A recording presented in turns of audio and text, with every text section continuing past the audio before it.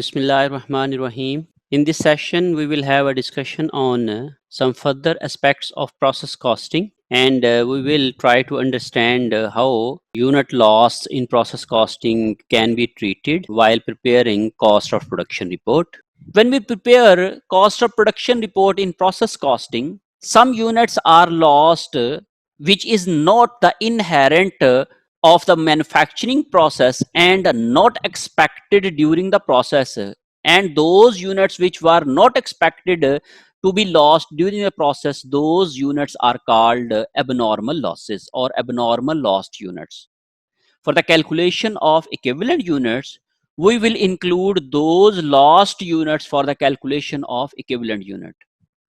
And when we'll be having a calculation of equivalent units, we will understand this, how we will treat those units of abnormal losses.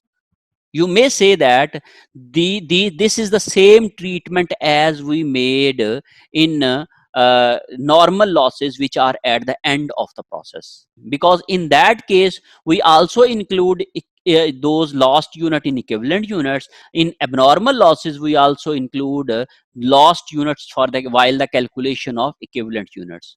Abnormal losses are not included in the cost of transferred or finished goods and are charged to the separate expense account. This is the difference between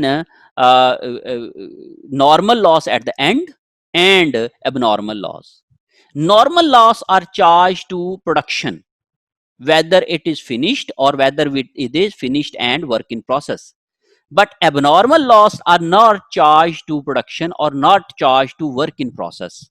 They are separated from work in process and charged to a separate expense account as other losses.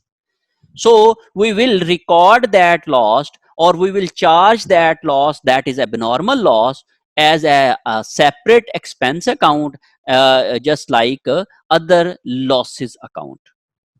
This will not increase the per unit cost of completed unit.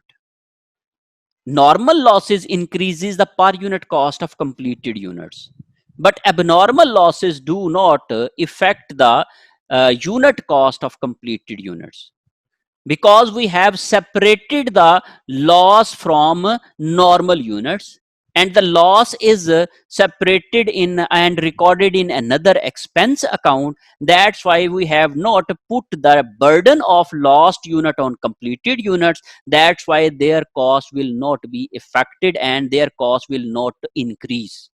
This is the situation of abnormal losses. And for the calculation of and preparation of cost of production report according to abnormal losses, let's have a numerical illustration and numerical problem calculations.